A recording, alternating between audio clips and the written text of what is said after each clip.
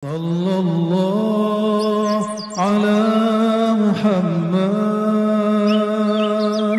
Sallallahu alaihi wasallam. Ada Sayyid Kamal Al-Haidari, itu ulama dari Najaf, Irak, tapi jadi ayatullah, jadi ulama marja yang lebih cerdas dari Ayatullah Ali Khamenei yang hari ini. Ya, kalau keilmuan mungkin dia termasuk mujtahid dan mujaddid di kalangan Syiah. Sayyidina Ali mengalahkan Sayyidah Aisyah. Lalu di riwayat yang di Ahlus Sunnah pakai, Sayyidah Aisyah dijaga oleh Sayyidina Ali, disuruh balik ke, kan dulu nggak ada cadar, adanya tabir. Bagaimana mungkin panglima perang memimpin perang di balik tabir? Itu pasti kalah. Pasti kalah. Sayyidina Ali matanya melek. Maka dihantarkan baik-baik, dikawal baik-baik Ibunda Aisyah pulang ke rumahnya oleh Sayyidina Ali. Itu Muawiyah. Muawiyah ini siapa sih? Ya, gubernur yang diangkat. Utsman tidak mau turun. Kenapa? Bagi Muawiyah perang Aisyah Ali belum selesai. Sayyidina Ali bawa pasukan ribuan untuk menyerang Muawiyah. Dulu itu kalau perang ada tempat perang, Pak, nggak asal-asal perang. Ini kalau Israel tuh ngancurin Gaza itu gila itu.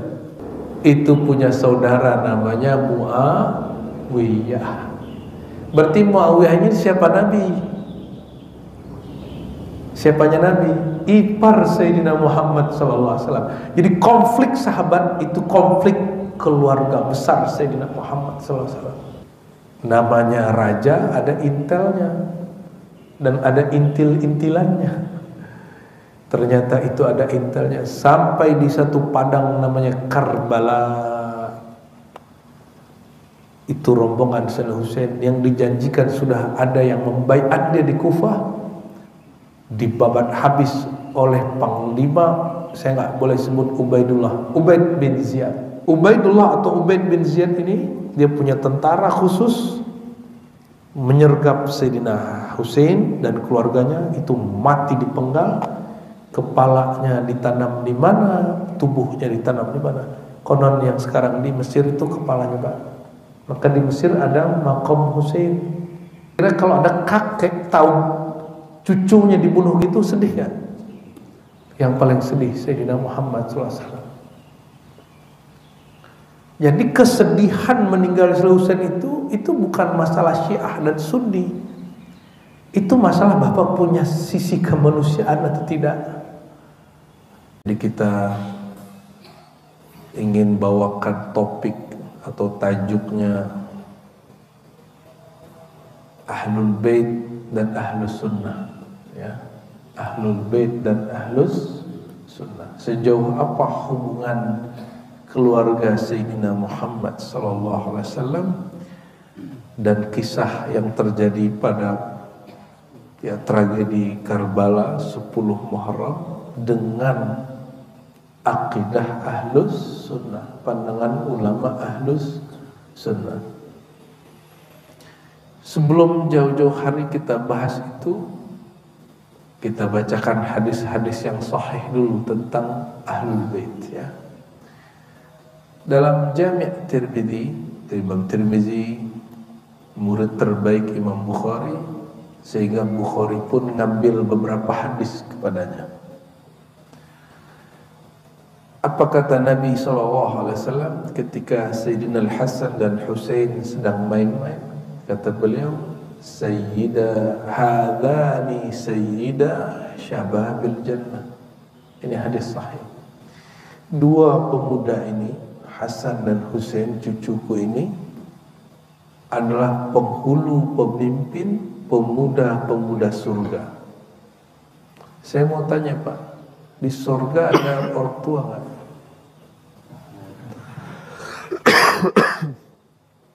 Berarti semuanya pemuda. Tenang, Pak, yang sudah ubanan, yang sudah giginya rontok, nanti kita seumuran sama Pak. Kita seumuran semua nanti. Cuma ini kena keduluan bapak lahir aja, gitu aja bedanya. Kalau tugas kan sama, liya'budun, untuk mengenal Allah Subhanahu wa ta'ala. Dan ini kabar dari Nabi SAW, kabarnya sahih, bahwa pemimpin surga langsung Sayyidina Hasan, Sayyidina Husain. Bahas hadis ini bukan hadis Syiah. Kita ini ahlus sunnah. Tapi hadis yang sama juga dipakai oleh orang Syiah. Itu sebabnya saya sering sampaikan, seandainya saja orang-orang Syiah tidak menghujat sahabat-sahabat Nabi, maka perbedaan kita dan mereka sedikit sekali. Sedikit sekali.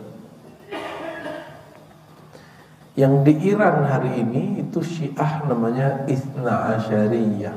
Ithna 2 Asyariyah 12 imam. 12 imam itu bagi ahli sunnah imam sunnah, tapi bagi mereka imam Syiah. Paham maksudnya? Jadi 12 imam itu diperebutkan antara dua teolog ini, dua aliran akidah ini.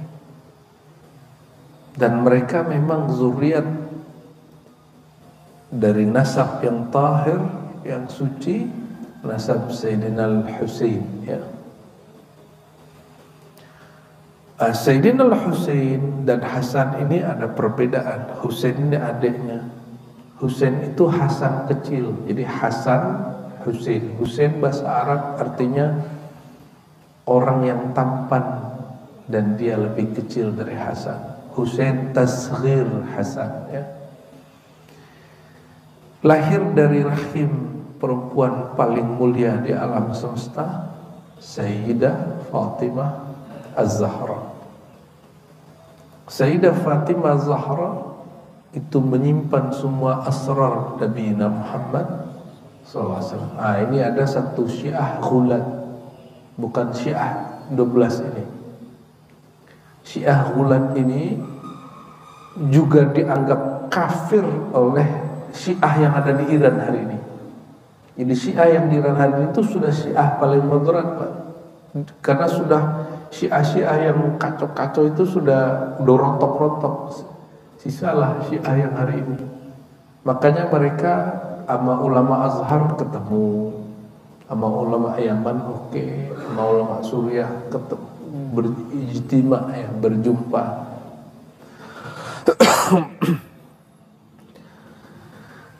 Ada sekelompok Syiah yang menggunakan, dan itu ada di riwayat mereka, tapi riwayatnya semuanya palsu, bahwa Sayyidah Fatimah menerima mushaf dari Nabi yang bukan mushaf Al-Quran. Kita langsung konfirmasi ke ulama-ulama Syiah itu, baik langsung ataupun tidak langsung, dari kitabnya ataupun bertanya, itu maksud riwayatnya apa? Kalian meyakini ada Quran selain Quran yang ada hari ini? Nah, yang paling menarik adanya ada Sayyid Kamal Al-Haidari, itu ulama dari Najaf, Irak, tapi jadi ayatullah, jadi ulama marja yang lebih cerdas dari Ayatullah Ali Khamenei yang hari ini. Ya, kalau keilmuan mungkin dia termasuk mujtahid dan mujaddid di kalangan Syiah, karena beliau tidak ada kebencian kepada Ahlus Sunnah. Bahkan dia mengkritisi ajaran-ajaran utamanya Syiah. Makanya dia sudah dikafirkan sebagai Syiah, tapi juga nanggung mulu masuk Ahlus Sunnah. Apa penjelasan dia? Semua riwayat mengenai bahwa Sayyidah Fatimah mendapatkan mushaf selain mushaf Al-Quran, itu riwayatnya tidak seperti yang dibayangkan, karena ada di Al-Kulaini. Jadi mereka punya kitab seperti kita Sahih Bukhari, mereka punya Al-Kafi, ada Biharul Anwar, ada banyak lagi. Di salah satu riwayat yang dia kemudian sitir di situ, ternyata yang disebut mushaf di situ bukan mushaf Quran, tapi ada beberapa amanat-amanat Rasulullah tentang akhir zaman yang kisahnya, penjelasannya sangat tebal, sangat panjang, lebih tebal dari Quran yang dikumpulkan Sayyidina Utsman radhiyallahu taala anhu. Jadi isinya apa? Mushaf Fatimah itu bukan Quran, tapi lembaran tentang kejadian akhir zaman. Mulai dari meninggal beliau sampai nanti Imam Mahdi. Siapa yang mati, siapa yang hidup, kejadian ini, kejadian itu, termasuk kematian tragis pada cucu beliau Sayyidina Al-Husain. Satu kali Sayyidina Muhammad SAW dalam hadis Imam Ahlus Sunnah, kitab Musnad Ahmad, Imam Ahmad bin Hanbal, murid Imam Syafi'i, guru Imam Bukhari, punya kitab judulnya apa? Musnad. Musnad itu hadis yang diriwayatkan, dikompilasi, dikumpulkan berdasarkan nama sahabat. Abu Bakar, kumpulan hadis Abu Bakar. Saya sangat merekomendasikan Bapak Ibu punya kitab ini, itu tebal segini tebalnya. Jadi Bapak Ibu ini kalau mau cari hadis Abu Bakar apa aja, ntar tinggal lihat Musnad Abu Bakar. Umar apa aja, nanti Musnad. Nanti sampai kepada Utsman, Ali, Hasan, Husain, nanti ketemu ya.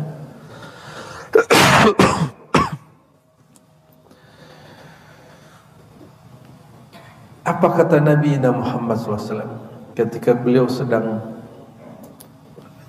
belusukanlah jalan-jalan. Nabi ini kalau di konsep orang hari ini disebut time traveler ya, orang yang bisa nembus waktu karena dia dekat dengan Sang Maha Waktu, yaitu Allah Subhanahu wa Ta'ala.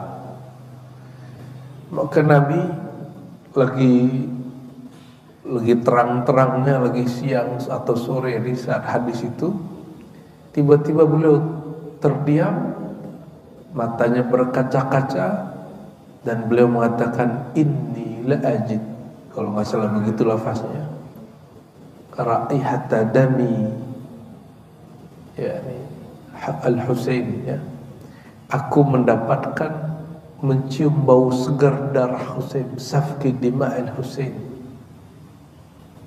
atau kama qala sallallahu alaihi wasallam ya. Jadi beliau mencium, beliau lagi di Madinah tapi mencium bau darah Husain. Jadi dia diperjalankan dan beliau melihat siapa yang bunuh cucunya sendiri. Kalau ada orang ganggu cucu kita gimana Pak? Kita ganggu balik Pak. Betul nggak? Apa kata Nabi?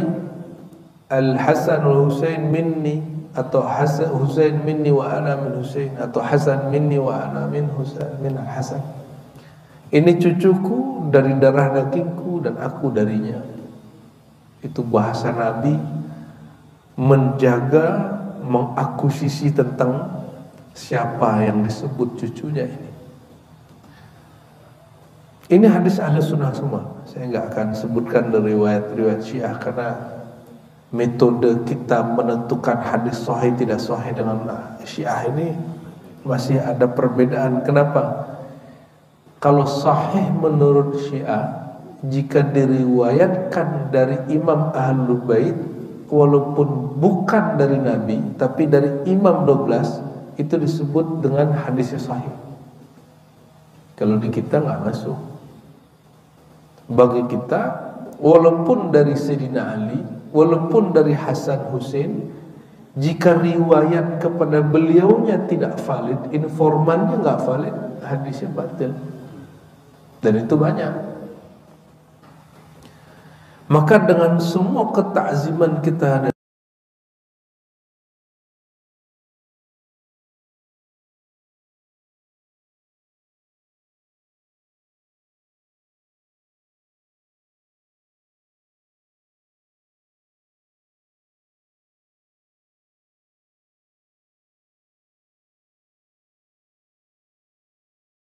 fisik, sahabat bertengkar, Pak.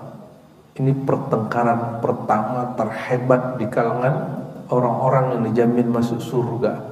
Pecahlah dua partai, partai Muhajirin, Ansar. Orang Ansar sudah pilih pemimpinnya, amirnya. Apa kata orang Ansar? Hei Muhajirin, kali ini pendatang, kira-kira begitu. Kami pribumi, minna amir wa minkum amir. Kami punya pemimpin, kalian boleh pilih pemimpin sendiri. Abu Bakar belum datang, Abu Bakar masih di luar kota. Maka Sayyidina Nabi SAW tubuhnya masih dibiarkan, dijaga, nunggu orang kepercayaan beliau yang seumuran yang menemani beliau di Gua Thur pulang. Karena hanya kata beliau yang nanti didengar. Pulang, beliau kemudian masuk ke tempat, ke hujrah Nabi Muhammad SAW, yaitu hujrah Aisyah, dan mencium kening beliau. Nah, ini sunnah, kalau ada orang meninggal, orang dekat kita, kita cium keningnya. Jangan takut, Pak. Yang ditakuti itu orang hidup. Mencium orang hidup baru kita takut. Mencium kening orang meninggal itu sunnah, kalau itu masih orang dekat, ya.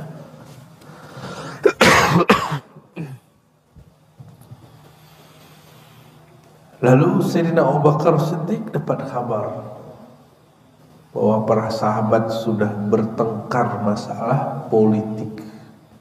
Baru saja beliau meninggal, orang-orang dijamin masuk surga, urusan politik sudah begini. Jadi ini kelemahan kita. Kita sebutkan hari ini, Bapak Ibu. Kelemahan semua umat, termasuk umat Islam, bukan pada imannya, bukan pada ilmunya, bukan pada zikir tahajudnya, bukan pada dermawannya. Ini masjid bagus-bagus, tanda orang sini dermawan, karpetnya tebal terus, ya. Di mana sikap politik? Jadi kalau mau hancurkan satu negeri, termasuk negeri ini, kalau menghancurkan suatu agama, termasuk agama ini, hidupkan isu politik di situ. Lucu nggak, Pak? Negara UK itu demokrasinya murni atau masih ada kerajaan di situ? Masih ada kerajaan di situ. Lucu nggak? Mereka jualan demokrasi kemana-mana, walaupun perdana menterinya dipilih secara demokratis. Maka kalau ada anak-anak muda hari ini mengejek Kesultanan Jogja, Solo, Banten, Cirebon, atau yang ada di Palembang, atau yang di Sumatera, atau yang di Pontianak, yang di Kutai, yang di Sulawesi, dimanapun, saya akan mentertawakan dia. Anda ini korban, nggak dijajah secara fisik, tapi dijajah secara ideologi politik. Yang paling lama menguasai Nusantara ini bukan Belanda sebenarnya. Nusantara ini kan luas, Pak, dari ujung Aceh termasuk Semenanjung Malaysia sampai ke Sulu. Itu yang bagi-bagi siapa? Yang bagi-bagi Inggris. Cuma karena Indonesia tidak dijajah Belanda, kita ini dieksploitasi oleh VOC. Dan tidak semua negeri. Yang 350 tahun cuma Batavia. Sampingnya Banten sudah tidak. Cirebonan sudah tidak. Kesultanan belakangan mereka baru menyerahkan. Karena politik, dan Bapak baca semua kekacauan kesultanan di Nusantara, itu yang dimainkan bab politik. Sehingga putra mahkota melawan rajanya, paman melawan, begitulah semua sama. Jadi kalau ada yang ngejek sistem monarki yang ada di negeri ini, dia korban. Ya, itu korban. Kita nggak pro juga monarki, Pak. Tapi itu bagian dari kearifan yang ada di negeri ini. Oh, di kita juga ada kok kerajaan-kerajaan. Itu kan sesuai dengan sejarah yang ada. Ya.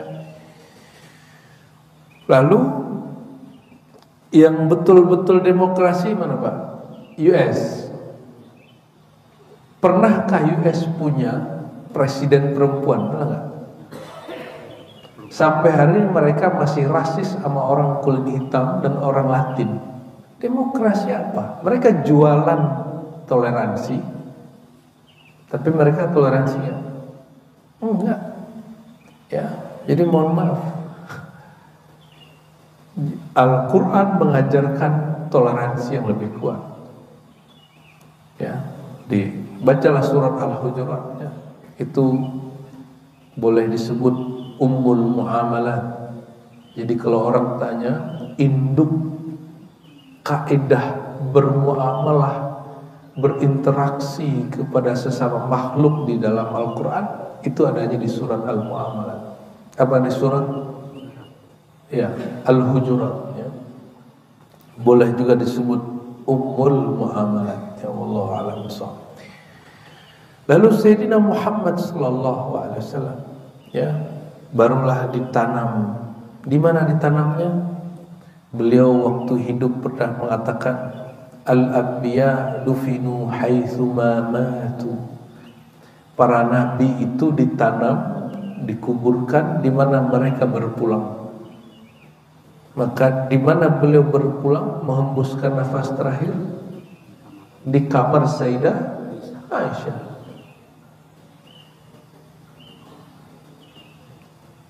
Itu bolak-balik Sayyidah Fatimah masuk ke kamar Sayyidah Aisyah.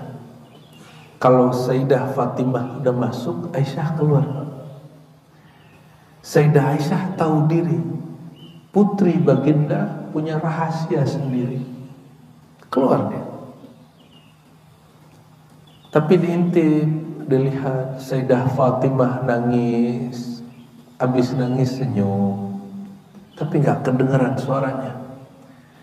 Keluar-keluar ditanya oleh Sayyidah Aisyah, wahai Fatimah, apa gerangan yang kalian bicarakan? Hadis Sahih Bukhari.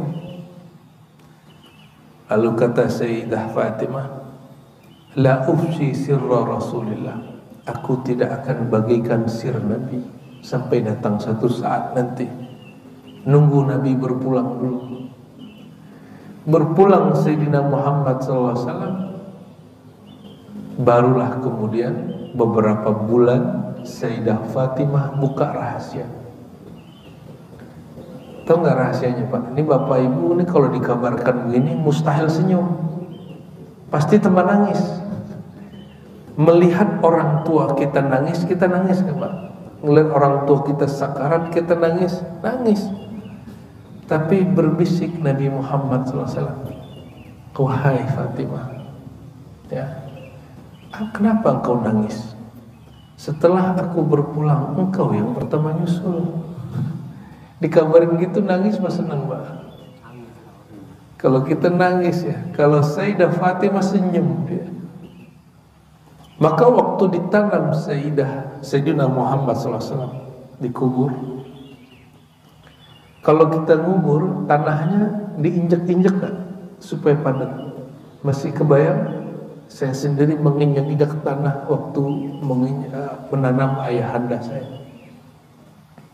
Itu Sayyidah Fatimah, karena perempuan kan nggak boleh melakukan itu. Dia panggil ayahandanya yang sudah wafat, ya abata, ya abati, wahai ayahanda. Betapa teganya gitu perasaannya. Itu orang-orang nginjak engkau. Itu cuma dalam bahasa syair kesedihan. Bukan berarti mereka Sayyidah Fatimah sedang menyalahkan sahabat-sahabat. Ya abta, ini dalil kalau kita ziarah, kita menanam orang kuburan, kita boleh manggil dia. Itu enggak syirik, karena tidak ada kaitan dengan menyembah, tidak ada kaitan dengan meyakini ada saingan sekutu bagi Allah. Bapak nih datang ke orang tua yang sudah wafat, Pak Ananda datang, apa kabar di sana? Terus mewek-mewek gitu ya. Panggil, itu sunnah.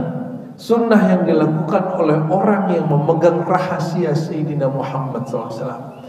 Siapa itu? Sayyidah Fatimah. Nangislah di situ. Ya. Curhat di situ nggak apa-apa. Ziarah kepada yang dikenal lebih diutamakan kepada ziarah kepada yang tidak dikenal. Ziarah yang kita punya hubungan nasab dan sanad, ini dua.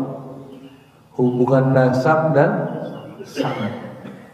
Orang kalau ziarah tapi nggak ada kaitan nasab dan sanad, itu efeknya kurang.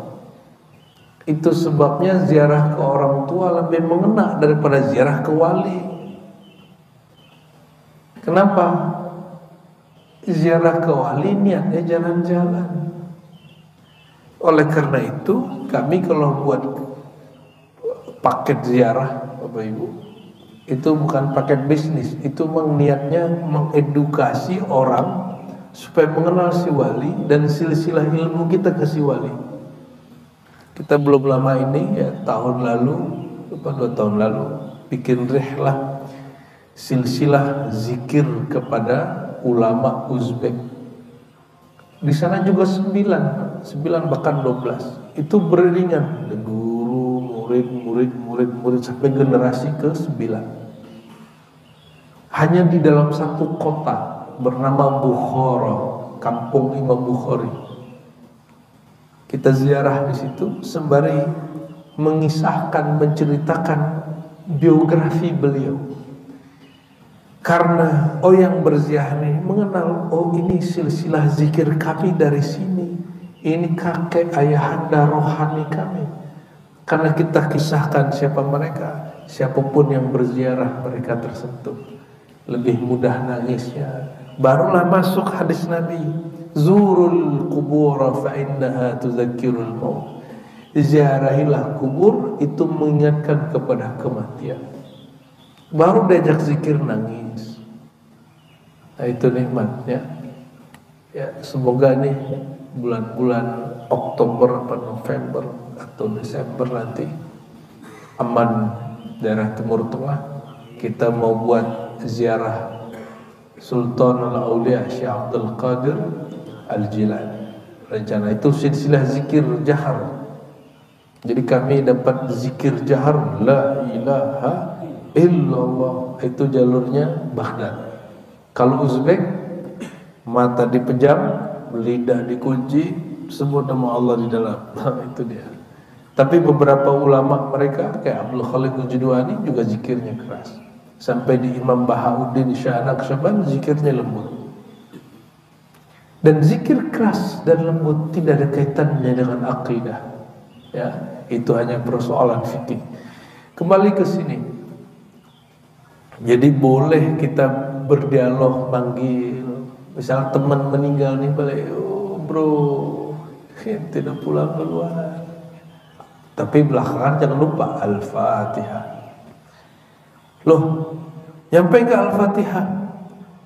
Gimana nggak nyampe? Al-Fatihah itu doa tertinggi. Kenapa? Sayyidina Muhammad SAW mengatakan afdalud doa Alhamdulillah. Doa tertinggi itu Alhamdulillah. Di dalam hadis jika disebut Alhamdulillah maknanya dua. Pertama puji syukur, yang kedua surat Al-Fatihah. Maka ketika orang berkirim doa dengan Al-Fatihah, itu doa paling tinggi. Ya. Allahumma sholli ala Muhammad.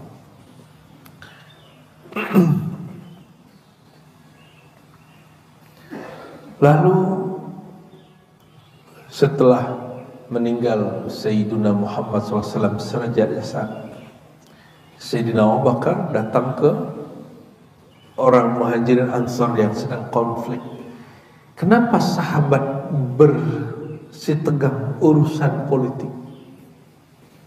Karena Nabi tidak menaskan, tidak menunjuk penggantinya. Nah, ini perbedaan kita dengan Syiah. Akidah Ahlus Sunnah, baik secara riwayat ataupun bukan, tidak menemukan riwayat yang eksplisit tentang pengganti Nabi Muhammad SAW. dan tidak menemukan dalil yang eksplisit tentang sistem pemerintahan yang Nabi rekomendasikan. Begitu Nabi terbukanya. Kenapa? Nabi sangat paham sistem politik itu sistem duniawi dan itu berubah-ubah. Akhirnya dua kelompok Muhajirin Ansar didatangi Sayyidina Abu Bakar, cukup dibacain satu hadis mereka langsung Islam. Kita dibacain satu hadis Islam nggak Pak? P3 sama PKB Islam nggak? Itu satu rumpun tuh, aswaja dua-duanya. PKB Partai Umat, PKB apa? PKS sama apa? Yang baru partai yang dari PKS tuh siapa? Gelora. Wah. Itu kan satu rahim itu. Partai apa lagi? Bayangkan satu imam, satu manhaj, satu wirid, bisa beda Pak. Urusan politik hancur. Semua negeri tanpa kecuali orang Islam dan negeri kita ini. Jadi saya ngaji bab konspirasi ke beberapa pakar-pakar, dokter-dokter, profesor ini. Mereka buka bocoran cara orang Barat ngancurin Timur Tengah. Orang Islam itu doyannya ngaji, belajar. Jadi kalau belajar itu nyatu Sunni Syiah, aliran apa aja, tarekat apa aja, bahkan Sunni Wahabi nyatu, Aswaja Wahabi nyatu Pak. Kalau mau ngaji, makanya saya Yasin Al-Fadani sanadnya di situ ada sanad Syiah, sanad Ahlus Sunnah, sanad Wahabi, sanad Ibnu Taimiyah lengkap di situ. Mu'tazilah juga ada di situ. Syekh Muhammad Yasin Al-Fadani itu merapikan silsilah keilmuan umat Islam, tidak hanya Ahlus Sunnah. Jadi teman-teman kita Salafi itu kalau mau cari sanadnya ke Syekh Yasin. Orang Syiah kalau mau nyambung sama imam mereka lewat Syekh Yasin. Itu orang kita Pak Al-Fadani Padang, tapi lahir Mekah, orang Saudi. Wajahnya ya kayak wajah-wajah siapa ya? Itu Tuanku Sidi namanya. Kalau di Pariaman itu ada zuriat Nabi, itu depannya ada Sidi. Ya, tapi kulitnya nggak seperti Habib Betawi. Kulitnya agak gelap-gelap dikit, sama mateng ya. Tinggal tepi pantai. Ngumpul semua di rumah beliau. Nggak ada lagi gejolak-gejolak. Tapi kalau mau hancurkan umat Islam, hidupkan isu-isu politik. Nih perhatiin, Libya hancur politik atau bukan? Sekarang mereka nyesel Pak. Saddam Hussein hancur Irak politik. Iran tahun 79 revolusi politik. Kan sistem di Iran ini nggak pernah ada sebelumnya. Bukan kerajaan Pak. Iran yang sekarang ada namanya Wilayatul Faqih. Jadi Ali Khamenei ini lebih tinggi dari presiden. Presidennya datang ke pelosok mati Pak, naik pesawat mati. Begitu tidak aman jadi presiden di Iran. Maka salah satu pemimpin ormas pergerakan yang ada di Palestina ketika datang ke Tehran dibom wajar, tidak aman. Presidennya meninggal kok, dibunuh mati, apalagi cuma ketua ormas. Maka mereka super ketat hari ini menjagain Ali Khamenei ini. Nah, di sana kalau orang sudah sampai level tertinggi, gelarnya Ayatullah. Di Sunni nggak ada Pak, kita di Ahlus Sunnah nggak ada. Di kita sangat natural sekali. paling tinggi kewalian Syekh Abdul Qadir Jilani, Sultanul Auliya. Tapi itu bukan sistem, itu anugerah dari Allah Subhanahu wa ta'ala.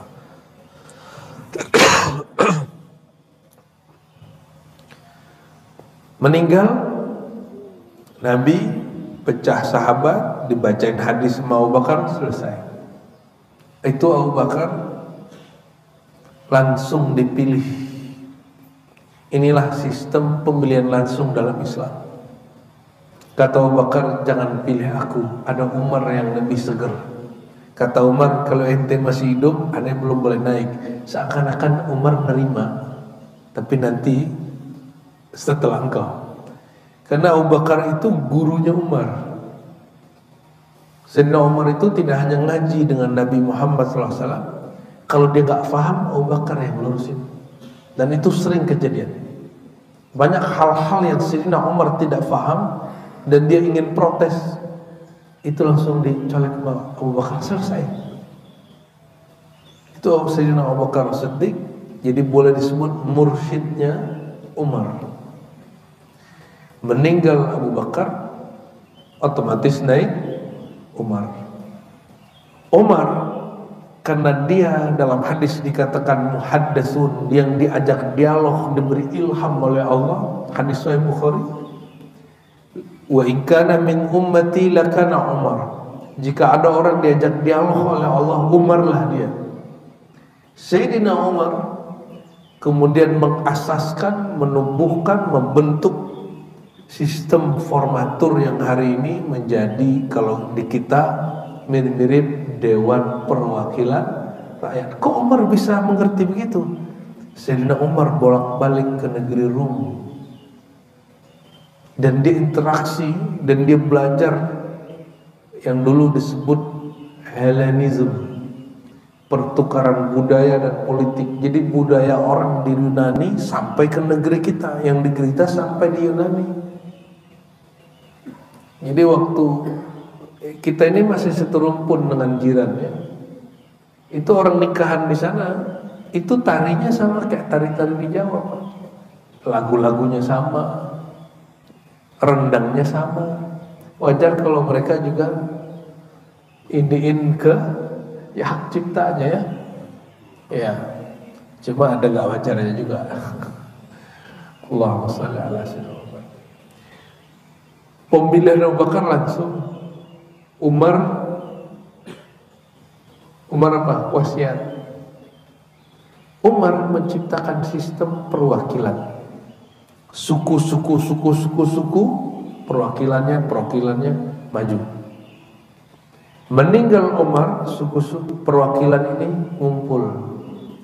Perwakilan itu disebut dalam bahasa kita, Dewan Perwakilan itu ahlul halli wal aqdi, yang memutuskan, yang membaiat.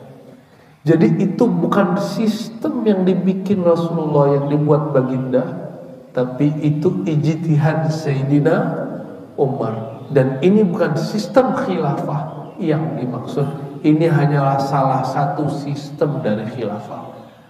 Udah berapa sistem? Meninggal Nabi, Abu Bakar dipilih langsung, Umar ditunjuk, Umar ke Utsman perwakilan, Utsman ke Ali lanjutan perwakilan dari Umar. Jadi dulu Dewan Perwakilan yang diciptakan Sayyidina Umar itu berkumpul waktu Sayyidina Utsman ditusuk, dibunuh. Bayangkan Bapak Ibu, Sayyidina Utsman ini masih pegang cincin baginda, ternyata jatuh di sumur. Katanya ketemu sama orang, beliau buat cincin baru. Dikirimlah anak Abu Bakar Siddiq namanya Muhammad bin Abu Bakar jadi gubernur di Mesir. Berangkatlah Muhammad dengan panglima perang dia, orang yang jago bersilat, orang yang jago main tombak, jago main panah. Zaman itu udah keren sekali. Di tengah jalan tiba-tiba ada orang bawa kuda. Dulu kan kalau pembawa kuda itu bawa bendera khusus, lalu kecepatan kudanya di atas rata-rata. Itu coba sampai mengejar kafilahnya Sayyidina Muhammad ibn Abi Bakar Siddiq. Isi suratnya apa? Pembatalan pengangkatan Anda. Anda tidak jadi gubernur. Yang ngamuk bukan Muhammad bin Bakar, orang sekitarnya. Pulang orang sekitar Muhammad bin Bakar kepung dan ambil semua pasukan dia, mengepung rumah Utsman 40 hari 40 malam. Itu orang dijamin masuk surga sebagian. Hari ke-40 Sayyidina Utsman lagi baca Quran. Jadi Sayyidina Utsman tuh baca Quran, ditusuk. Ada yang mengatakan lagi sholat, ditusuk, dan itu ditusuknya udah begini Pak, diaduk-aduk di dalam. Itu darahnya sampai muncrat-muncrat ke mushaf. Maka mushaf Sayyidina Utsman yang sisa pas dicek masih ada darahnya di lembaran mushafnya. Mengerikan. Tragis urusan politik umat Islam ini. Ya. Ternyata semua urusan politik di negara mana juga tragis. Tapi lebih tragis ini, karena mereka pernah jumpa Sayyidina Muhammad SAW. Meninggal Sayyidina Utsman. Kalau teori konspirasi, jika ada target mati, maka otaknya adalah yang paling diuntungkan. Yang paling diuntungkan secara politik dengan meninggalnya Utsman siapa? Yang diangkat setelahnya. Jadi teori konspirasi itu sudah main, Bapak Ibu. Sayyidina Utsman meninggal, naik Sayyidina Ali. Karena Talha Zubair mundur, malah ikut membayar Ali. Tapi dia kemudian tidak ikut, malah pro Sayyidina Aisyah. Dibaiatlah Sayyidina Ali. Itu musim haji, kayak kemarin musim haji. Orang sudah berangkat semua, gubernur-gubernur berangkat semua, kecil berapa gubernur, Muawiyah dan gubernur yang ada di Irak tidak berangkat haji. Selebihnya berangkat haji. Itu gubernur yang diangkat Utsman kebingungan, khalifahnya meninggal. Sekarang khalifah yang baru. Maka mereka berkumpul, mereka bilang, yang bisa nandingin Ali ini cuma satu, yaitu Aisyah. Dan mereka dapat bocoran. Dulu di masa hidup baginda Rasulullah SAW pernah ada konflik antara Sayyidina Ali dan Aisyah.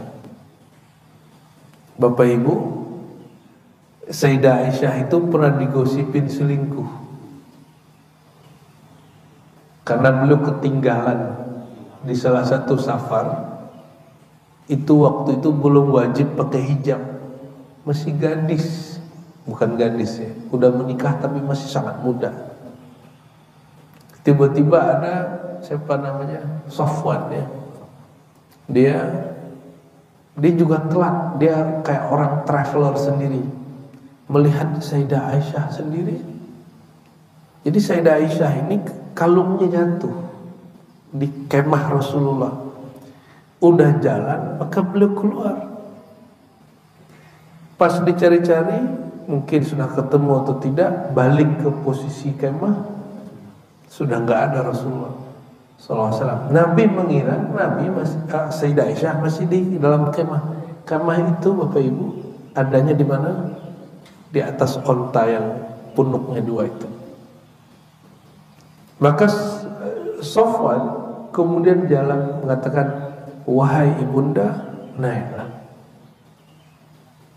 Ternyata di Madinah sudah ramai.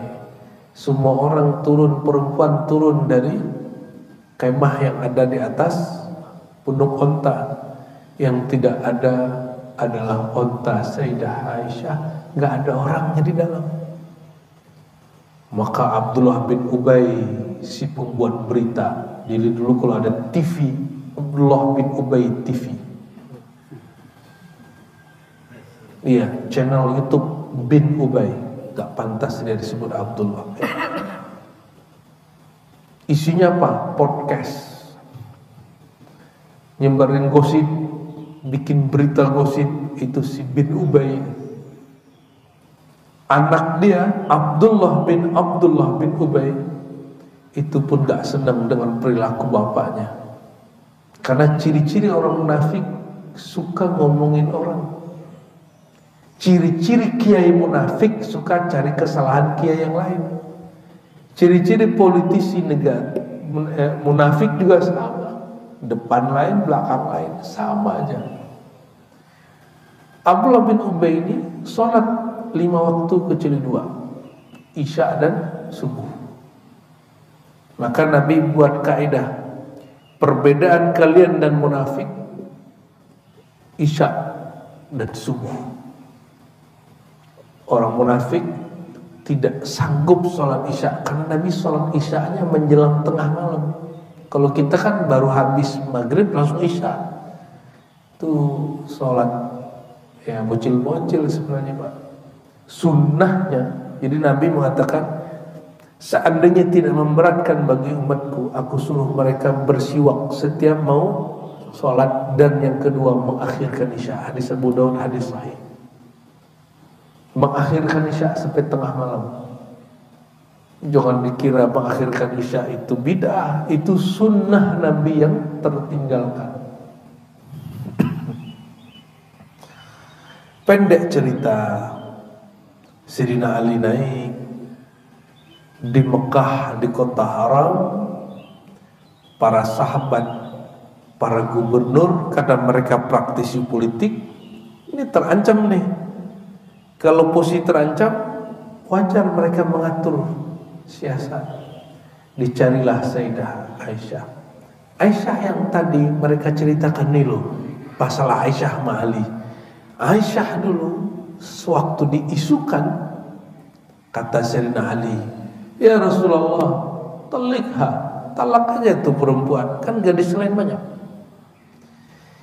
Kalau ibu kedengeran ada orang ngomong gitu ke suaminya, ngomong gimana Bu? Halo Bu, suami ibu ya dapat gosip ibu ini selingkuh. Ibu demi Allah tidak selingkuh. Terus kata bapak nih, talak aja dia Rasulullah. Ya, kan banyak perempuan lain yang mau ngomong, kau banyak, bukan si perempuan itu doang. Itu kabar sampai kepada Sayyidah Aisyah. Kira-kira kesel nggak Bu sama yang nyuruh cerai itu? Kesel. Jadi kita ini kan bayangin sahabat ini makhluk-makhluk langit semua. Enggak, mereka itu manusia Pak. Konflik-konflik sosial, konflik-konflik karena gesekan-gesekan itu terjadi seperti kita hari ini. Bedanya dulu mereka pakai kuda, sekarang pakai kuda Jepang. Ya, dulu kudanya merah, sekarang Ferrari. Dulu kudanya onta gitu, di atas sekarang Avanza gitu ya. Allahumma sholli ala Muhammad. Yang berubah hanya budaya dan peradaban. Orangnya, karakternya sama. Ibu-ibu dulu begitu, sekarang begitu juga sama. Inilah konflik besar. Akhirnya Sayyidah Aisyah memutuskan, yaudah kita demo dulu, kita tuntut. Kenapa? Muncul isu kematian Utsman, mesti ada yang tanggung jawab. Kita tuntut Ali. Pulanglah mereka dari Mekah. Sampai di Madinah, itu Sayyidah Aisyah menuntut kejelasan siapa yang bertanggung jawab tentang kematian Sayyidina Utsman. Karena tadi teori konspirasi itu. Kata Sayyidina Ali, ittahamuni wa ana bari'un min. Mereka menuduh aku pembunuh, otak pembunuh Sayyidina Utsman. Aku bukan. Kan itu saudara ipar itu. Sayyidina Ali menikah dengan Fatimah, Utsman menikah dengan Ruqayyah dan Ummu Kulsum. Itu sama-sama mantu Rasulullah SAW. Bedanya apa? Sayyidina Ali Ahlul Bait, Utsman bukan. Ini dalil paling kuat Pak, boleh menikahi syarifah dengan bukan syarif.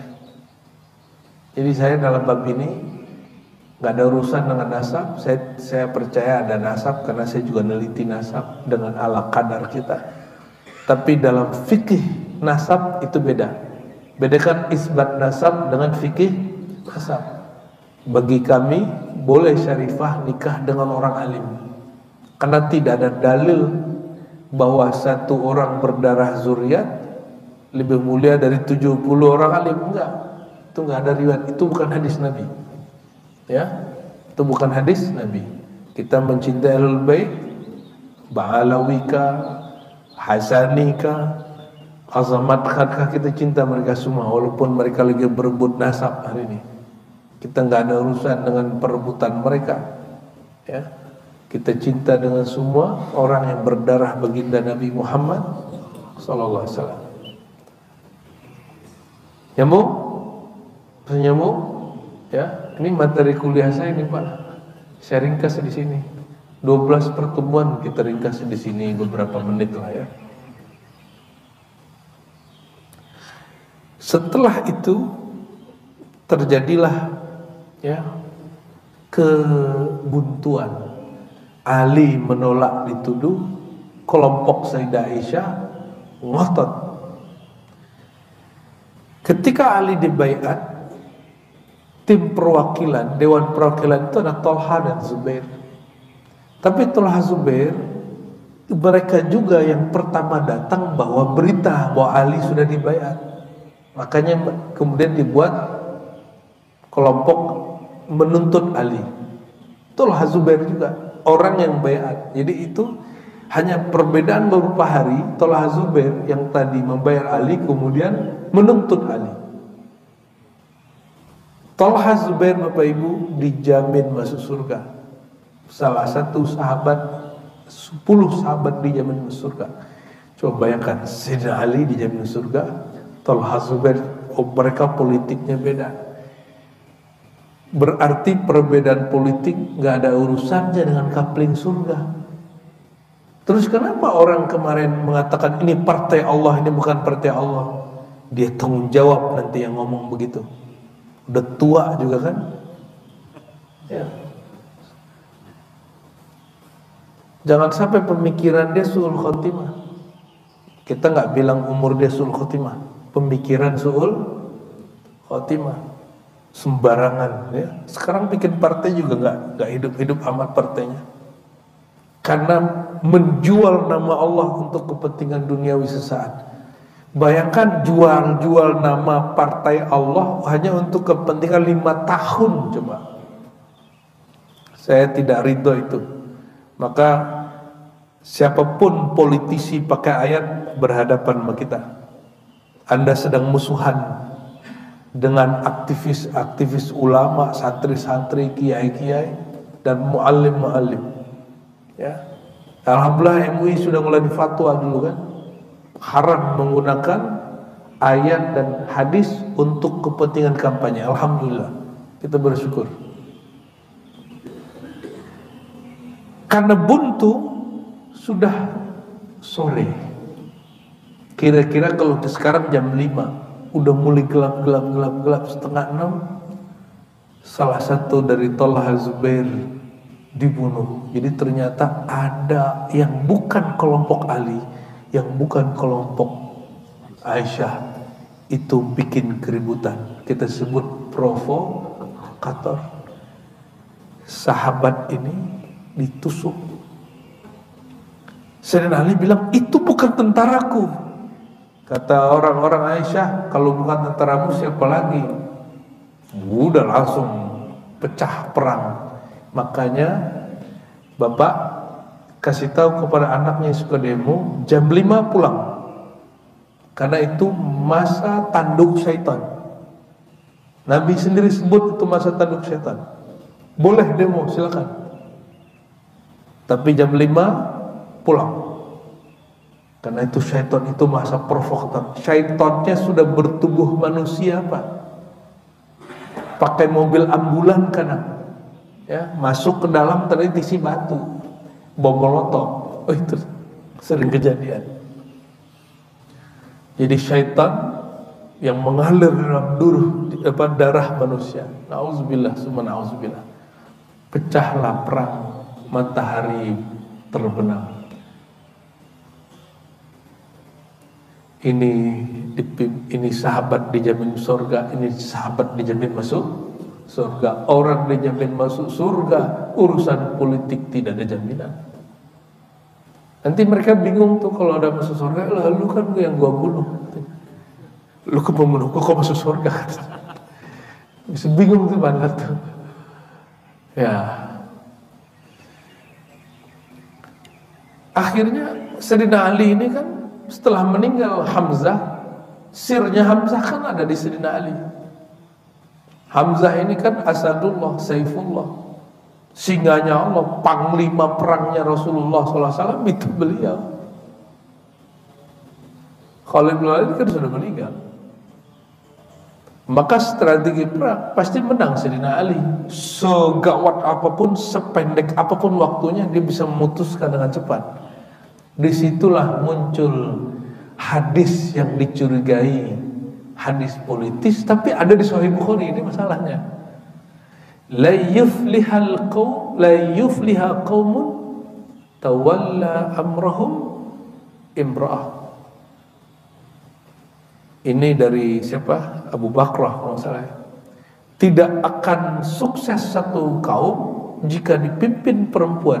Hadis ini nggak pernah muncul 30 tahun. Sekitar itu.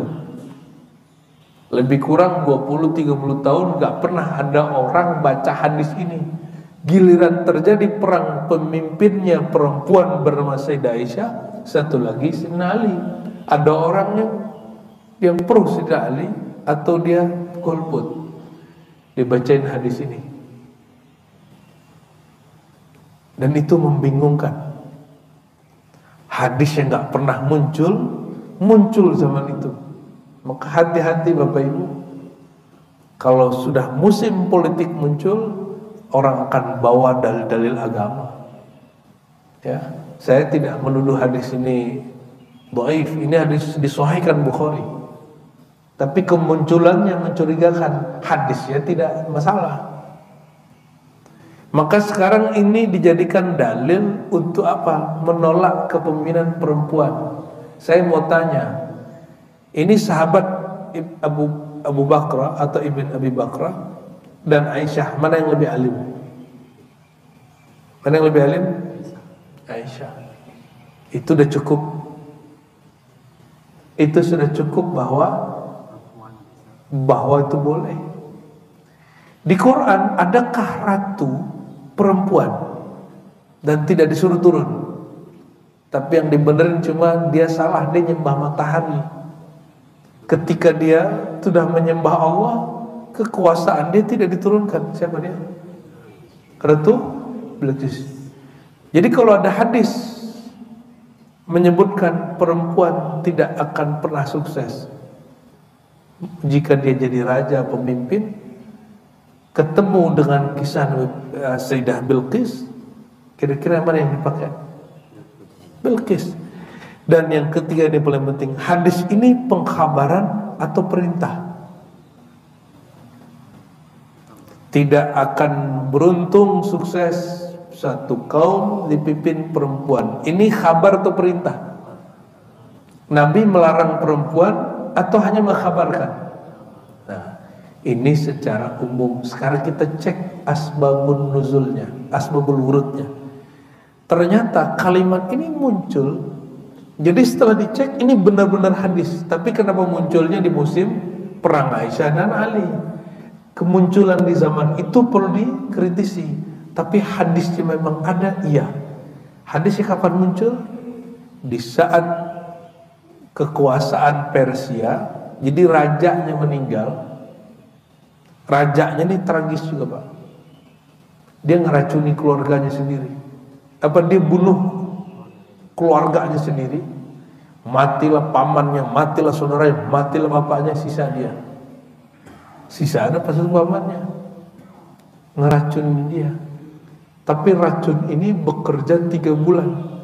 Setelah 3 bulan mati, dia tidak punya pengganti. Saudaranya udah mati, pamannya udah mati. dia juga yang bunuh. Yang masih hidup siapa? Putrinya masih kecil. Apa kata Nabi? Tidak akan sukses berjaya negeri kaum dipimpin oleh seorang perempuan. Perempuan itu maksudnya si putri kecil itu. Ini asbabur urutnya. Jadi kita tidak mengingkari hadis itu sahih.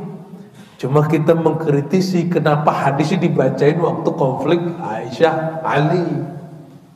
Kita harus kritis Pak baca hadis. Karena hadis bukan kalam Allah. Hadis ini kalam yang dinisbatkan ke Nabi dan perlu dikritisi validitasnya, sahih atau tidak sahih. Indonesia pernah ada presiden perempuan? Ada. Kesultanan Aceh ada Sultanah Sofiyah.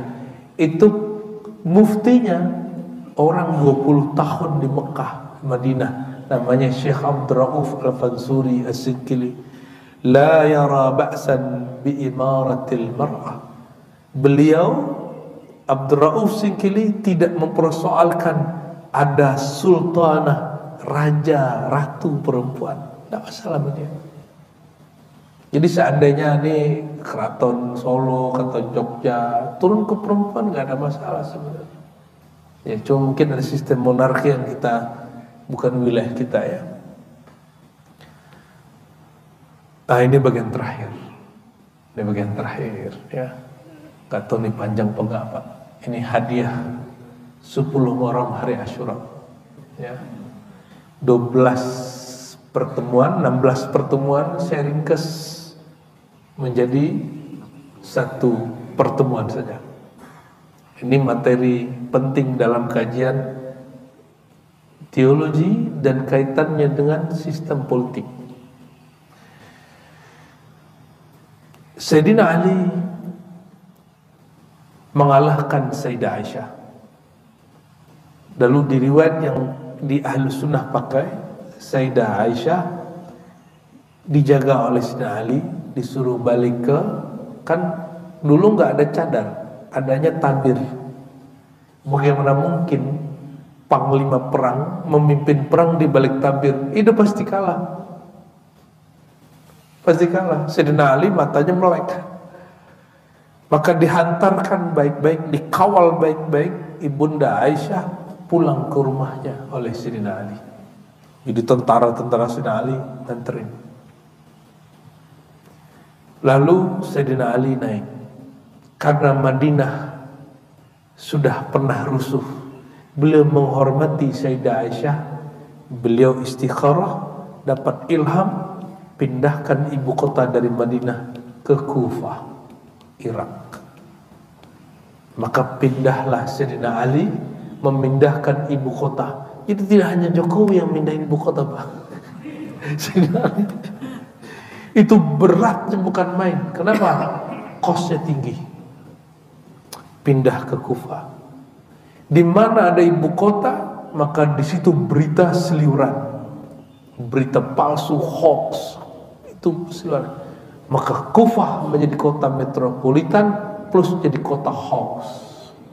Jadi kota politik, kota ilmu, lengkap semua di situ. Tapi itu salah satu kota suci. Kenapa? Itu tempat tinggal Sayyidina Ali. Sucinya karena ada Sayyidina Ali berdarah suci. Tapi bukan suci seperti Madinah ya. Ini suci karena ada keberkahan sahabat Nabi, mantu Nabi ada di situ.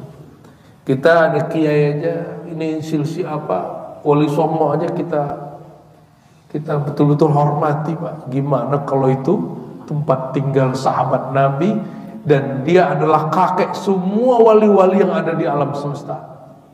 Itu semua zuriat yang ada hari ini, wali-wali songo itu kan zuriat beliau semua itu.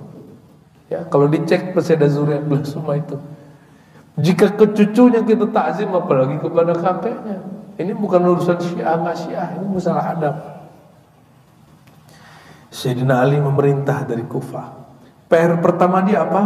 Ganti gubernur. Diganti semua gubernur, ada gubernur nggak mau turun. gubernur dari negeri Syam. Maka Syam itu tempat konflik sampai hari ini. Dari dulu. Nggak nyampe 1 abad konflik itu sekian kali, Pak. Jadi saya baca kitab Bidayah wa Nihayah karya Ibnu Katsir, Masya Allah. Per 100 tahun konfliknya hancur-hancuran. Bapak lihat tahun 2000 video tentang kota Damaskus dengan tahun 2012 kacau. 2000 indah, itu negeri salah satu negeri terindah di dunia. Orang yang paling lembut di alam semesta. Cewek-ceweknya cantik-cantik, laki-lakinya tampan-tampan. Kulitnya Masya Allah murni. Karena itu negeri Syam. Syam itu anak Nabi Nuh. Jaraknya ke Rasul, ke Nabi Adam dekat sekali. Itu Muawiyah. Muawiyah ini siapa sih? Ya, gubernur yang diangkat. Utsman tidak mau turun. Kenapa? Bagi Muawiyah, perang Aisyah Ali belum selesai. Bagi dia apa? Tangan Ali, tangan berdarah dingin. Konflik sahabat ini. Kata Muawiyah, masa aku dipimpin oleh orang yang otaknya membunuh Sayyidina Utsman? Sayyidina Utsman di keluarga suku dia satu klan dengan Muawiyah. Sembari dia mencari tahu siapa pembunuhnya, yang tertuduh masih Ali. Maka Sayyidina Utsman tidak menerima kekhilafahan Sayyidina Ali. Ya mau? Sayyidina Ali dapat hadis, idza bu'iya al-imamani falyuqatil awwal al-akhir. Jika dibaiat 2 imam, ternyata Muawiyah ngangkat dirinya jadi pemimpin juga. Yang pertama dibaiat boleh menyerang yang kedua. Maka Sayyidina Ali bawa pasukan ribuan untuk menyerang Muawiyah. Dulu itu kalau perang ada tempat perang, Pak, nggak asal-asal perang. Ini kalau Israel tuh hancurin Gaza itu gila itu. Walaupun ada juga kesalahan di kita yang menyerang mereka duluan, tapi kan mereka sudah duluan menghancurin kita, mengganggu negeri kita. Itu berlebihan. Tidak boleh nyerang wilayah-wilayah tempat penduduk, ramai penduduk. Jadi dari dulu hukum perang itu kalau mau perang gimana? Ada tempatnya. Dan dulu antara Damaskus dan Kufah, antara Syam dan Irak, ada satu wilayah namanya Siffin. Gak jauh dari Eufrat ya. Kumpul di bagian timur ada tentara Ali, di bagian barat ada tentara Muawiyah. Tapi kalau orang lawan Ali menang atau kalah? Pasti kalah. Pasti kalah. Muawiyah kenapa berani? Dia siapa? Ini belum terjawab. Dalam satu riwayat Imam Bukhari, ada seorang istri Nabi, anak Abu Sufyan.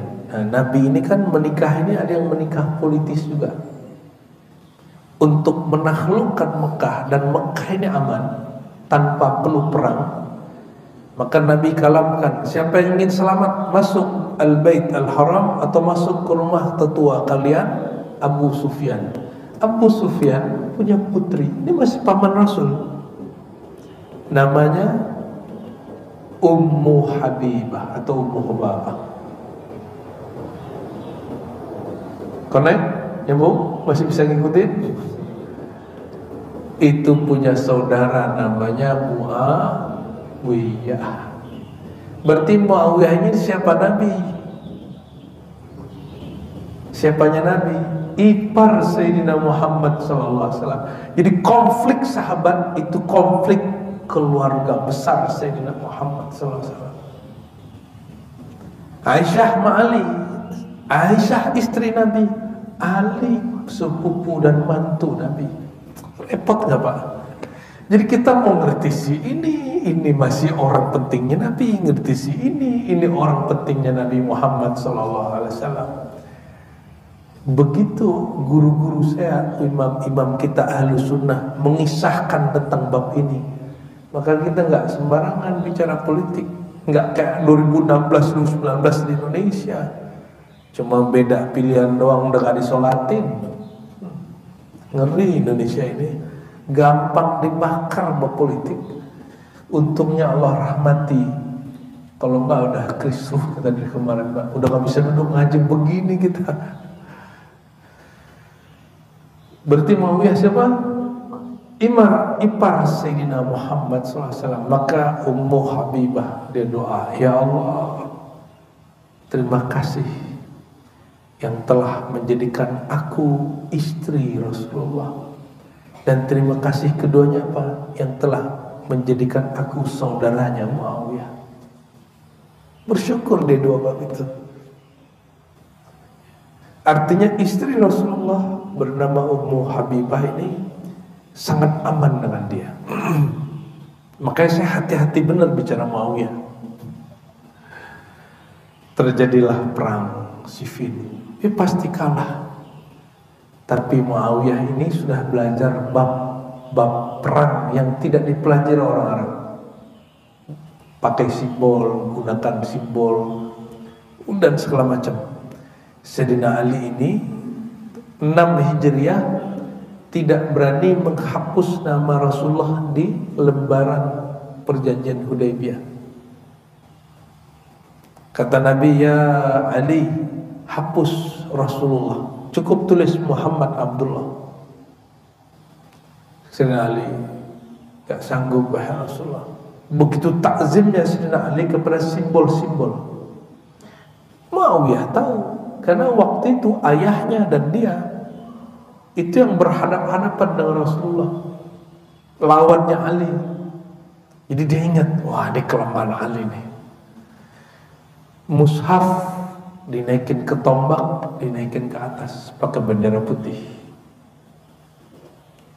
Ajakan diplomasi. Sayyidina Ali dikasih bendera putih nggak mau diam. Kalau pakai Quran di situ ada nama Allah, nama Rasulullah, langsung dia berhenti. Kata Sayyidina Ali, stop, perperangan stop. Padahal sedikit lagi Muawiyah tumbang. Ketika Sayyidina Ali berhenti, para sahabat sebagian, bukan sahabat, tentara Ali itu pecah Pak, protes. Loh ini nggak bisa ini, Ali ini salah ini. Yang satu lagi, kita ikuti panglima besar kita. Mulai bibit perpecahan muncul di internal Ali. Tiba-tiba Muawiyah kirim diplomasi, Ali pun kirim diplomasi. Diplomatnya sahabat. Ini Ibnul As, Abdullah bin Abdul As, yang ini Abu Musa al-Asy'ari. Yang ini sudah interaksi dengan budaya Mesir, pernah jadi gubernur Mesir, sudah tahu budaya Romawi, sudah belajar politik Yunani. Abu Musa al-Asy'ari gubernur di Irak, di Basrah, kota santri, tidak banyak interaksi dengan dunia manapun. Apa kata Ibnu As? Udahlah, kita ini sama-sama muslim, sama sahabat Nabi, kita beresin aja ya. Oke, kata Abu Musa. Gimana cara beresinnya? Udah turunin tuh sahabat ente Ali, turunin. Kata Abu Musa, iya juga ya, capek kita, ini saudara. Ya udah, salaman mereka. Ya sudah ya, kita turunin Sayyidina Ali. Kata kata Ibnu As, ya udah, kita terima penurunan Ali. Habis itu tangannya dilepas. Abu Musa berharap turun juga Muawiyah, tapi Ibnu As tidak ngomong begitu Pak. Udah selesai, udah pergi, udah nyampe. Itu kayak orang kena ain, apa istilahnya? Kena sirat, apa istilah orang itu? Udah nyampe dah, udah bisa. Baru ingat Abu Musa, tapi itu hanya cara Allah untuk menjaga dua sahabat ini. Secara politik begitu Pak ceritanya. secara politik kayaknya Ibnu As jahat. Enggak, itu sah. Itu metode diplomasi untuk menurunkan kekhalifahan. Di masa transisi naik Hasan. Sayyidina Hasan ini dia nunggu masa yang tepat penyerahan kepada Muawiyah.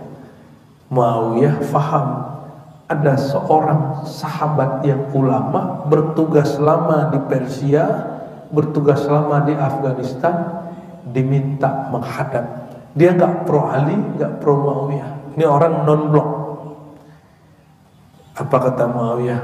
Tolong bro, beresin urusan ini. Ente ini kan dipercaya sama Hasan, karena Hasan tahu kamu tidak pro aku, tidak pro Ali. Datanglah ke Sayyidina Hasan. Ali sudah meninggal Pak ya. Ini kita pendek ceritanya. Ali sudah meninggal. Kita nggak ceritakan tanggalnya. Tanggal kira-kira tahun 37. Sayyidina Al-Hasan menerima orang yang sangat zuhud, orang gubernur tapi zuhud. Kata dia, oke, berarti ini saatnya aku menyerahkan transisi kepada khilafah Muawiyah. Diserahin. Maka Hasan ikut membaiat Muawiyah. Husain diam. Pendek cerita, Muawiyah sakit, dia lagi kirim tentara ke Konstantin, nggak jadi, balik lagi dia meninggal. Dia sudah angkat putra mahkota bernama Yazid. Itu tidak pernah ada di sistem kita. Coba Pak, ada berapa sistem? Ini sahabat dijamin masuk surga semua nih. 1 boleh langsung, 2 ditunjuk, 3 perwakilan, 4 perwakilan lagi. Yang ke-5 perang dulu, Aisyah dan Ali. Yang ke-6 diplomasi. Nah, ini yang ke-7 putra mahkota. Inilah awal monarki dalam Islam. Maka khilafah Umayyah, khilafah Abbasiyah sampai Turki Utsmani bukan khilafah. Itu monarki bernama khilafah. Paham ya? Nah, terakhir disebutkan di situ meninggallah Muawiyah, diangkat Yazid. Datang orang ke Sayyidina Al-Hasan. Hasan, ini enggak benar. Dalam Islam kan tidak ada putra mahkota. Itu sistem monarki dari luar. Engkaulah yang naik. Kan engkau dulu yang mengasih, yang bertanggung jawab memberikan kekhilafahan Ali kepada Muawiyah. Kata Hasan, ukhruj min baiti, keluar dari rumahku, jangan adu domba aku. Dia keluar, malam besok dia pergi ke rumah Husain. Ternyata Hasan sudah ada di belakangnya. Itu orang lari terbirit-birit. Sayyidina Husain sudah dengar ajakannya. Sayyidina Husain sempat emosi. Iya juga ya. Emosi dia disalahfahami Ibnu Taimiyah dan Ibnu Katsir. Dikira Husain punya ambisi politik. Bukan. Bukan itu Pak. Tapi Husain prihatin dengan sikap yang ada pada Yazid. Yazid itu yashrabul khamr, peminum tua, suka main perempuan. Ya, la yusalli, dia salat kecuali suka-suka dia. Begitu di riwayat musuh politiknya Pak. Kalau di riwayat yang pro dia, ya dia sholat, dia nggak minum khamar. Lalu Sayyidina Hasan melihat, oh ini tidak aman kita di Madinah. Kita harus pindah ke Mekah. Kalau di Mekah ada isu politik, kita nggak diganggu. Jadi di Mekah itu dulu kayak Singapura Pak. Tapi bukan sama ya. Orang kalau ke sana nggak bisa disentuh politiknya. Darahnya aman, rekeningnya aman. Kalau dulu darah, pindahlah ke Mekah. Pindah ke Mekah, Sayyidina Hasan tak lama kemudian meninggal. Datang lagi orang ke Sayyidina Husain. Sayyidina Husain gak tahan. Itu yang datang orang yang dulu ngaku pro Ali di Kufah, ibu kota di zaman Ali. Maka Sayyidina Husain berangkat bawa semua ahlu baitnya. Namanya raja ada intelnya dan ada intil-intilannya. Ternyata itu ada intelnya. Sampai di satu padang namanya Karbala, itu rombongan Sayyidina Husain yang dijanjikan sudah ada yang membaiat dia di Kufah, dibabat habis oleh panglima, saya nggak boleh sebut Ubaidullah, Ubaid bin Ziyad. Ubaid bin Ziyad ini jangankan Husain, gubernur sebelumnya dibunuhnya di Mekah. Bunuh orang di kota haram nggak boleh, sama dia boleh. Mungkin ini orang ganas. Ubaid bin Ziyad ini, kalau di ini kan namanya Ubaidullah bin Ziyad. Ini alasan salah satu kiai kita kan, nggak mungkin nasab Alawi ini namanya Ubaidullah karena itu pembunuh Husain. Itu tidak tepat dijadikan teori, ya, itu bukan teori. Ubaidullah atau Ubaid bin Ziyad ini dia punya tentara khusus menyergap Sayyidina Husain dan keluarganya, itu mati dipenggal, kepalanya ditanam di mana, tubuhnya ditanam di mana. Konon yang sekarang di Mesir itu kepalanya, Pak. Maka di Mesir ada makam Husain. Di Karbala berserakan itu darah berserakan, darah beliau, darah istrinya banyak, Pak, anak-anaknya. Tersisa satu yang selamat namanya Ali Zainal Abidin, Ali bin Husain. Itu satu-satunya selamat. Saya nggak tahu dia kok bisa selamat, apa dia nggak ikut, bagaimana? Itu mengerikan itu. Bayangkan pembantaian 1.000-an orang. Makanya itu Karbala disebut Karb wa Bala. Karb itu kerumitan, kesusahan, bala bencana, padang bencana. Bapak bisa bayangkan, keluarga kita disembelih orang, kepalanya sama badannya, darah berserakan di mana-mana. Kira-kira kalau ada kakek tahu cucunya dibunuh gitu, sedih kan? Yang paling sedih Sayyidina Muhammad SAW. Jadi kesedihan meninggal Husain itu bukan masalah Syiah dan Sunni. Itu masalah Bapak punya sisi kemanusiaan atau tidak. Itu bukan masalah teologi. Itu masalah apa? Humanity. Namun cara memperingatinya baru masuk kepada budaya dan akidah. Maka 10 Muharram ini ada orang tabut di Pariaman sama Bengkulu di India, itu aliran Syiah. Tapi di Indonesia hanya jadi budaya, Syiahnya sudah hilang, pelakunya Ahlus Sunnah. Oh ya tabut, oh ya Husain, ya Husain, ya Husain, gitu mereka. Makanya orang-orang Syiah, mereka kalau sholat ingin mengambil berkah dari tanah Karbala.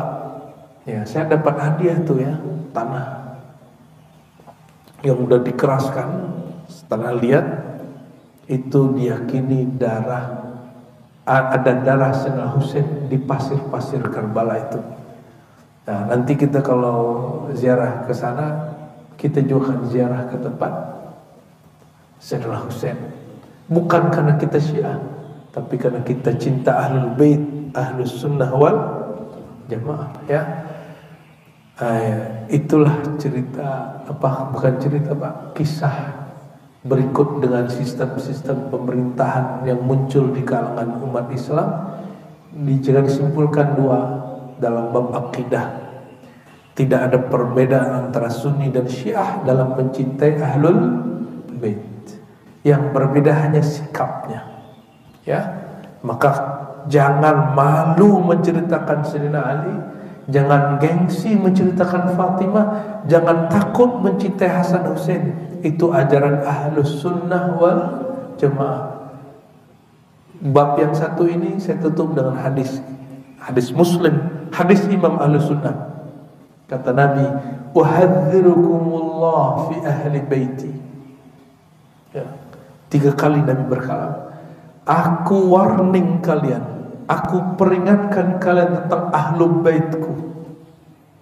Ya.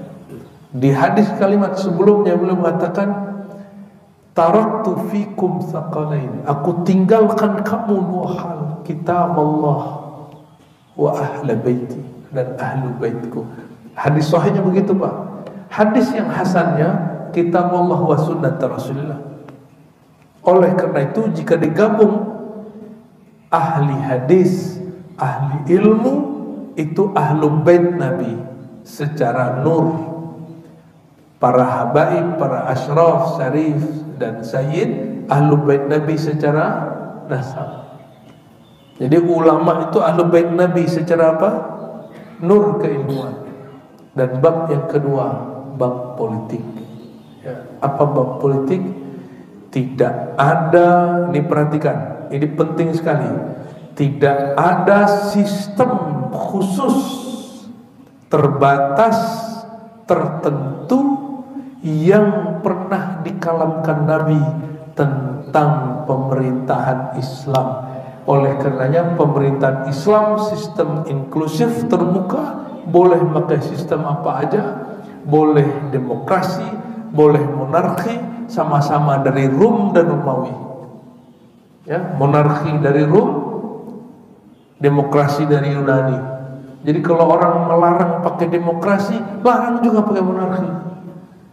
Ya, sistem syuro itu juga pernah ada di Yunani. Intinya apa? Tidak ada sistem yang suci, tidak ada sistem yang Nabi naskan tentang pemerintahan Islam. Oleh karenanya saya berharap Bapak Ibu semua yang ikut kajian, baik yang hadir ataupun yang tidak hadir, jangan lagi mau dipermainkan mengenai khilafah dalam konteks keterbatasan. Tapi khilafah dalam konteks cita-cita itu boleh saja. Ya, saya tutup dengan satu hadis Nabi SAW. Nabi mengatakan, setelahku khilafah ada khilafah Rasyidin, Al-Mahdiin. Lalu ada khilafah, mereka sudah mulai tidak lagi Rasyid, tapi masih menggigit kitab dan sunnah. Tapi ada masa yang ketiga, mamlakah atau khilafah yang jabah, pemerintahan otoriter. Ini zaman kita ini separuhnya begitu. Otoriternya bukan di satu negara, tapi ini sistem di alam. Dan beliau mengatakan akan muncul di akhir khilafah ala minhajin, sebuah pemerintahan yang inspired, ya, diinspirasi manhajnya sesuai dengan minhaj kenabian. Manhaj kenabian, manhaj rohani, bukan manhaj ini Bapak Ibu, manhaj apa? Rohani. Bukan partisan, partai-partai, bukan demokrasi, bukan monarki. Ditumbuh dari kesadaran spiritual, muncul dari kesadaran rohani. Itulah khilafah Al-Imam Al-Mahdi. Makanya hari ini banyak orang ingin menyongsong itu, dan ada yang kebelanjur merasa jadi imamnya. Ya, semoga kita jika dipanjangkan umur diizinkan berjuang bersamanya. Jika tidak, semoga diwafatkan husnul khatimah. Amin ya rabbal alamin. Subhanakallahumma bika asyhadu an la ilaha illa anta astaghfiruka wa atubu ilaik. Mohon maaf salah kurang. Assalamualaikum warahmatullahi wabarakatuh.